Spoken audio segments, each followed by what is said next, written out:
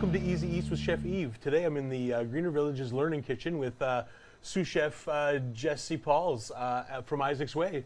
How you doing, Jesse? I'm doing well. How are you? Good. So today Jesse's going to show us how to make guacamole, and then after he's made his guacamole, I always like chips or tortilla with my guacamole. So what I'm going to do is I'm going to show you guys how to make a really easy flour tortilla. Guacamole is something I love making at home. It's a good little summer snack. It's a good ingredient to have on a lot of different things. Guacamole essentially is just these three things. All you need is avocado, lime juice, and salt.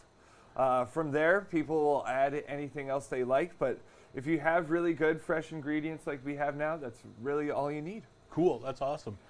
So I see that if it's just lime, avocado, and salt, you're just going to be adding... So we have some red onion, we have jalapeno, we got this fresh pepper from the garden. Yep. And I'm gonna put some diced tomato, garlic, and we have some of your house blend chili, which is really nice. I use these, it's a nice spice to have in a quesadilla or just something to perk up even like a chili. Well, that's it. Yeah, we grow them in the garden, and at the end of every year, there's always lots left over. And so what I do is I dehydrate them, I smoke them, and then I grind them up into a dust. And like I said, you had some, and it's really good. And we've been giving it out as well. So while you're getting that going, I'm going to ask you a few questions. So. Isaac's Way, I've noticed that you guys have a lot of artwork and stuff on the wall, and because of that, it's a silent auction. Can you tell me a little bit about what that's all about? Yeah, the art auction is used to raise money for kids and taking art lessons. So it's a seasonal thing. Right now, it's the summer auction for kids, I believe, to take music lessons. That's fantastic. Yeah, and you can go into the restaurant. The restaurant itself is an art gallery, so you can go in there, look around. If you're sitting by a piece of art you like, there is a book that you can go to make your bid, and you can learn a little bit about the artist as well. That's fantastic. I love how they're supporting local artists, and they're also supporting different initiatives for kids and for people who can't afford to participate in the arts. So show us how you're getting into these avocados. I've always wondered, how do you get into them without, cutting your finger off? Well, first thing is to be careful, and actually safer than using a dull knife is using a sharp knife. So you're not applying a lot of pressure or, struggling through it. It should just be an easy thing, especially if you have avocados that are ripe. You will have a much easier time. Well, there's my next question right there. How do you tell if an avocado is ripe, Jess? So if you can tell an avocado is ripe by the color on the outside of it, if it's nice and dark like these ones, they have a little bit of a squish to them. And yeah, you can see, you get a lot of clues by the stem here. If you don't have a lot of white stuff, chances are you're in the clear if you're trying to pick them out at the grocery store and whatnot. And yeah, the good thing about guacamole too is even if you don't have an aesthetically perfect avocado, it's a good way to kind of mix it in and get a good use out of it still too. People have their different methods. You can just pull this out without a knife. Now that's if they're ripe though, because I find that they kind of cling on if they're not quite as ripe. Yeah, there's a few ways to peel them too. I mean, this is one that I've seen that I really like, is you just cut off the ends. And you can actually just peel your avocado right into the bowl there. That's cool. I've always used the spoon method, so I usually grab a soup spoon and just kind of the old soup spoon is really nice. The other thing too, that this is a little thing that, it's a little trick that I like. You dice it up a little bit. If all you have is a fork, you gotta be careful not to push too hard through here, but if you give it a little dice like that, boom, you already got your mashing process started. Oh, nice. Or if that's how you want to do your texture, people like different textures in their guacamole too, which is why they add stuff to it. Some people like a nice, perfectly pureed guacamole. Some people like to have chunks, so you can get that by just folding in your texture. And I noticed you whacked it with your knife like that. That's one of those things that's you got to be really careful doing. I know that I've got the scar right here from doing that because I whacked and it rolled and it's sliced right into the palm of my hand. So. Yeah, you want to have dry hands. I don't recommend this. I don't recommend this method. I recommend the first way. Just pulling it out with your fingers? Just pulling it out with your fingers. Yeah. Boom. Nice, so much easier. There you go. So we're scooping these. The first man that taught me this was Christian. Taught me how to make guac at my first real kitchen job, and he was from Mexico. He learned a lot of these recipes from his grandma. And one thing that he told me was that while you're mixing your guac, you get your avocados in, you salt it a little bit first when you put your lime juice in to start mashing. It just helps mix it around and really get the salt into it. I don't know why, but I trust him. Well, I think it's because the salt is coarse, so it's like when you're dicing garlic and you put a little salt on top of it, it becomes an abrasive, and it helps macerate the avocado a little bit more. Yeah. And again, it helps with the oxidation. So a little bit of lemon juice and a little bit of salt helps your avocados not turn black, so you don't have a black guacamole at the end of it. That's right. Well, and we'll touch on that after when we start putting this stuff away, how to store it to stop that from happening. Because a lot of people you get that top layer of it, and you're like, oh, is it bad? What do you do with that? Well, is it bad? It's not bad. It's just the same thing, like you said, oxidization. What happens with potatoes, with starch, and apples as well. It's mostly just a color change. Well, it's a reaction, exactly, with the air. Yeah. Nice. So you mentioned your first chef. So tell us a little bit about, or walk me through a little bit of your culinary journey, Jesse. Well, I would say it started at a grocery store. I started looking at like produce and stuff like that, and it started with the produce and eating. I like to eat. Like most of us, yeah. You know, I come from a family of mostly boys, so we played a lot of sports and did a lot of outdoor activities, so we like to eat. And so from there, we just kind of, I'm going to wash my hands. Absolutely, yeah. So yeah, I kind of started working at the grocery store, liking food, doing stuff like that. And then I worked in fast food. And then I worked at a pub at Fernando's. I started at the dish pit. And then I moved up to working on the line with the guys. And from there, I moved here to Fredericton. That's when I met you, and we worked together at the Delta. We worked at a couple other places from there. I went and did my rounds. I worked at the university a little bit. I worked at the forestry center. And I just kind of hunkered down and made Isaac's Way my home. Well, fantastic. It's in a great spot. So Isaac's Way is definitely a staple of downtown Fredericton. What can you expect when you go and dine at Isaac's Way?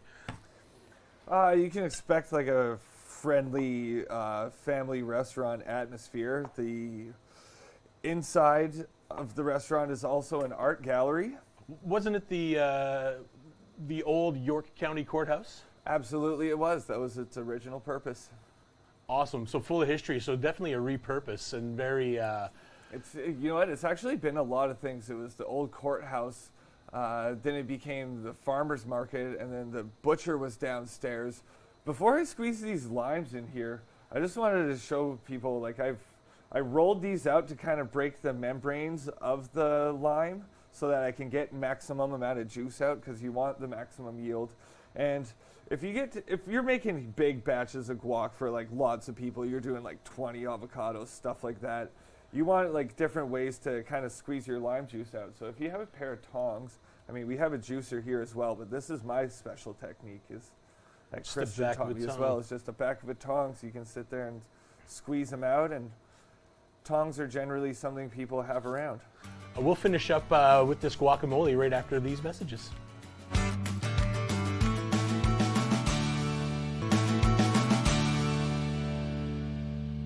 Welcome back to Easy East with Chef Yves. Again, we are here with sous chef Jesse Pauls from Isaac's Way, and he's going to add the garnish now that we've got our avocados all hauled out. He's going to continue on with the garnish. When you're creating menus and specials and stuff like that for service, what goes into it? It's very much a team effort between myself, Tab, Jesse, and our prep chef Ryan. We're really looking on just what's local, what is in season and fresh. So we're kind of just basing it off of the market from there. And we just try to fit, as long as we can check the box of comfort food with the twist, the sky's the limit. Is there always a go-to add-in that you go for? This is where you get to have fun with guacamole. Having the template of the first 3 things is great because from there you can do literally anything. Here we're dicing up some tomatoes. I don't know if I try to think of it as like seasonally. You just had a barbecue the night before. You guys have leftover like tortillas or chips or tomato garnishes. You can dice it up and put it in with your guac. One of my favorites that's really nice, a little on the expensive side, but I like to make my guacamole and then do fold in goat cheese, bacon bits, and diced tomatoes. It's absolutely delicious. Another one I like to do is the mango guac. So I'll dice up cucumbers, dice up some mangoes, and if you have any pickled like habaneros and red onions or anything like that, it's really, really nice to put in. Nice. So it's almost like, salsa accompanies guacamole, but you can almost treat it the same way with whatever's in season, whatever you want. Essentially, That's great. It's a great, simple, easy, and I mean, if you get avocados, are fairly inexpensive depending on the time and the season, right? That's right. That I know that you guys are known for your vegetarian dishes and stuff like that. What's your approach on vegetarian dishes? Because I know a lot of restaurants try to mimic, or do you guys just embrace it and go full vegetarian? We're just making good food. I think that's what people are really finding. We're not a vegan restaurant. We just have vegan options that are liked by people who aren't vegans, which is essentially you're just making good food that's real ingredients. Any plans in the future? Are you going to be at Isaac's Way forever? Are you looking to do other things? Plans for the future right now is to just kind of keep my head down, keep working hard. Maybe I will own a little bit of a business in my future. And recently my mom has just moved from BC to PEI, so she is very excited about seafood, and I'm pretty excited to start that journey as well. And that's cool. She's a lot closer to you. She's a lot closer to me now. We can do those visits. She's living in North Rustico, and they have lots of great seafood there. Tell me about it. I spent a good few years on the island working and honing my skills. And yes, North Rustico is beautiful. Lobster, a couple weeks ago, would have been on point when you went down to visit. So I'm cutting these jalapenos here. Anybody that's worked with jalapenos before might be laughing at me. You want to be careful when you're cutting jalapenos. You don't want to touch your hands or touch your eyes, rather, with your hands or any areas that you don't want to get burned. Well, yeah, the oils and the juices off will get hot and spicy. So, yeah, make sure that you always wash your hands before and after handling jalapenos. Just to be an extra cautious, for sure. We said a lobster roll with guacamole, but what else can we add guacamole to other than just chips, salsa? How can we bring guacamole into the mainstream other than just kind of, like I said, that new American-style food? Guacamole is a spreadable condiment. It's great on like a fresh sandwich. I mean, it would be a good addition to a BLT.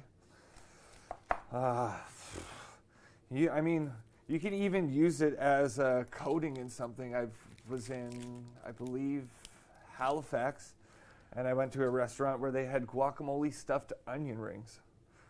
So cool. How creative you are is what you can do with that. Well, definitely. I mean, it makes a nice spread. They are a healthier fat. Do you want to speak a little bit more on that? That would be the main craze behind avocados right now, is just because of all their health benefits. They are a healthy fat, and it's also a healthy fat that is high in estrogen.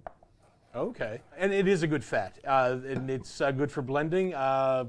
My favorite is a combination is chocolate and avocado. Ooh. Well, yeah, there you go. You just opened up the whole entire world of desserts. You have desserts, and also the creamy benefit of it is great in margaritas. Oh, hey, that's a great idea. Let's just do 2 cloves. Just 2 cloves? Okay, perfect. And there you go. So your garlic, I guess, do you want to dice it up really, really fine, or are you just looking for big chunks of garlic? I'm looking for as small chunks of garlic as I can. I'm trying to mince it. Okay. If anybody's ever had a big chunk of raw garlic, it is not the best. As fine as possible. If I had a little more time, I would just saute this in some oil just to kind of mellow it out and kind of stretch it out throughout the oil as well, that I would incorporate into this, because it's quite a sharp, harsh, fresh garlic texture initially. We have enough ingredients surrounding this that it will fit nicely in what we're doing. However, you do want to watch for that when using raw garlic versus minced garlic in oil. Well, that's it. And then we'll touch on that too. You can get your garlic in oil, which will taste different than your minced garlic. And my personal preference, again, is I like that sharp attack. Freshness. So for me, the more garlic, the fresher, the better. But it's not for everyone. Well, absolutely. And let's say you had a bunch of this garlic, you could use it fresh, and you could, before it goes bad, mince it up, saute it in your oil, and cover it up so that you don't lose it. It's a preserve. No, great tip. At this point, what I'm going to do is I'm just going to mash this up. Okay. And I'm going to taste it just to see where my salt levels are at. And then after that, I'm going to fold in all of our beautiful fresh ingredients. Jesse's going to finish this guacamole during the break, and then we'll come back with lovely flour tortillas.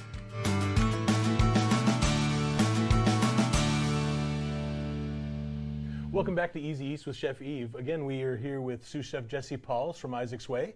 He just finished making this very tasty looking guacamole, but we need a vehicle to get that into us other than a spoon. So I'm going to show you guys how to make these really simple flour tortilla. It takes 4 or 5 ingredients, and it's as simple as that. So you're going to start off with 3 cups of all-purpose flour. To that, you're going to add a teaspoon of baking powder. We're going to add a teaspoon of salt. I'm using pink Himalayan because I have it, but any kind of salt works well. Right there. And then we're going to use a cup of oil, a neutral flavored oil, something that doesn't have a lot of flavor, because you just want the tortilla to be neutral so that you can really taste what you're putting onto it. So we'll put that in there just like that. And then we're going to heat a pan, medium heat here for our tortillas. And then we're going to add a cup of warm water. So important to use warm water because it makes the dough a little bit more malleable, and it kind of melds everything in together a lot easier. So we're going to use a cup right there. And then we're just going to get in there and we're going to form our dough. And then once everything gets together, just like this, we're just going to pour that right onto the counter right here, and we're just going to knead it into a nice dough. So you're going to knead this probably, Jesse, for about 2 or 3 minutes until everything is nice and soft. My new favorite term is earlobe soft, because I keep on saying soft like the side of your cheek, but obviously the side of my cheek isn't very soft. So just bring that right there to it, just like this. And then again, you can make corn tortillas. So Jesse, I think you would like it. We had Claudia and Cesar from Claudia's Pupusas on, and they made pupusas. Nice. So basically, the masa that they used, you can make a corn tortilla as well with this. There we go. Yeah. So if you were doing a corn tortilla, what would you switch? Well, what you would do is it'd be a lot simpler.